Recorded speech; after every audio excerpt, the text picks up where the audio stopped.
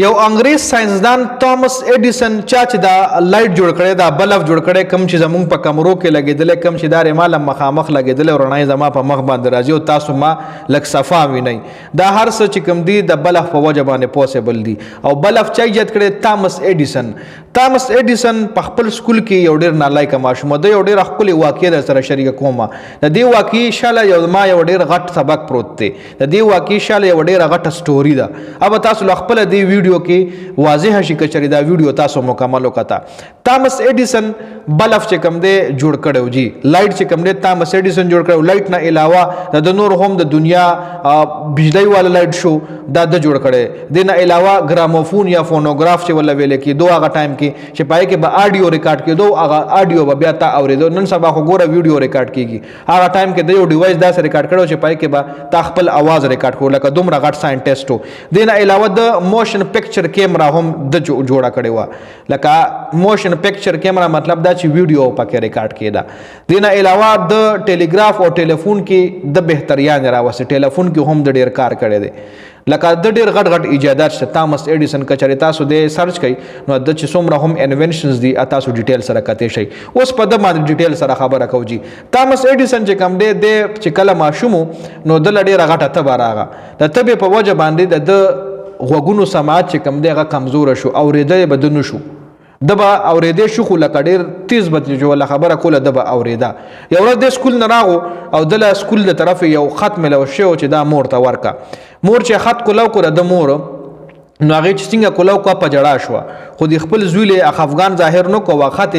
پړاو کو پتیز आवाज باندې داسې پړاو کو چې په دې خط کې ویل کلی چې استاد زوی ډیر قابل لې استاد وی ډیر قابل له او د لپاره د سکول وړو کې دی او دلته داسې غټ استادان نشته چې دله پړاو کې نو لہذا ته د خپل زوی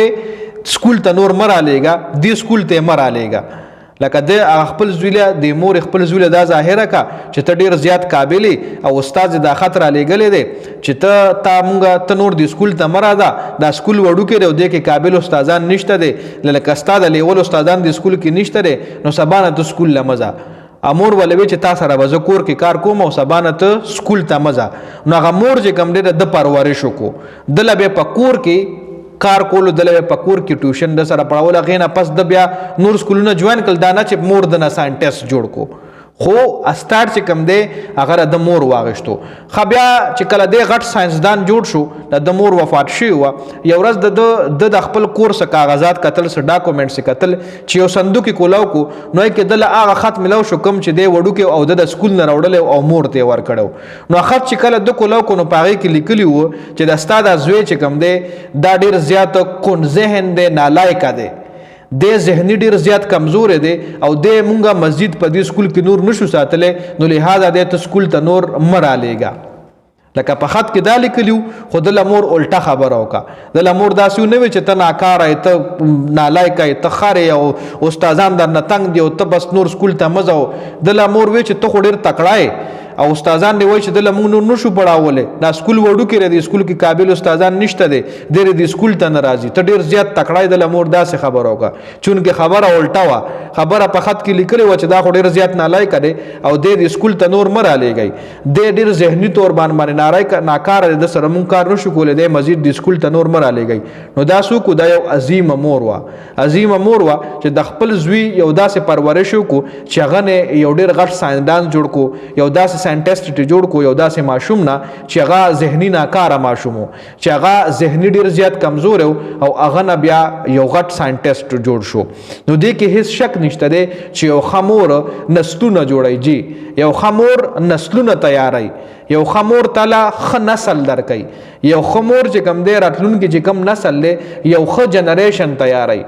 نن سبا هغه میان چې کم دی هغه انتهایی کم دی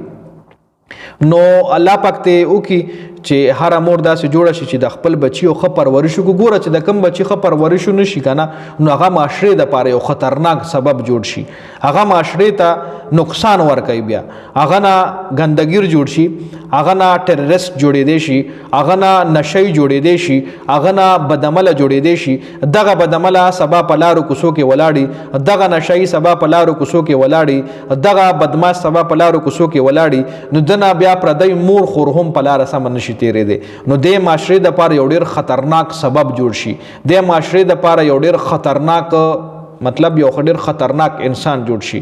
نو میندو له پکار دي چې د خپلو ماشومانو یو بیسټ پرورش وکړي د خپلو ماشومانو یو ښه مستقبل دپاره د هغوی دپاره یو ښه لاره اپناو کړي او په هغه طریقه د خپلو ماشومانو یو ښه پرورش وکړي نو سبا خو دغه مور هم خپل ځان د تباهۍ نه بچ کړي خپله فیملی هم د تباهۍ نه بچ کړي یو نسل هم د تباهۍ نه بچ کړي او ورسره سراونډنګ خلک هم د تباهۍ نه بچ کړي لکه دومره غټه فایده ده د یوې قابلې مور چې خپل ماشوم له یو ښه فیوچر او یو ښه طریقې سره د هغه پرورش وکړي ستاسو دې حوالې سره د خپله قیمتي رایه موږ سره په کمنټ کې ضرور شریکه کړئ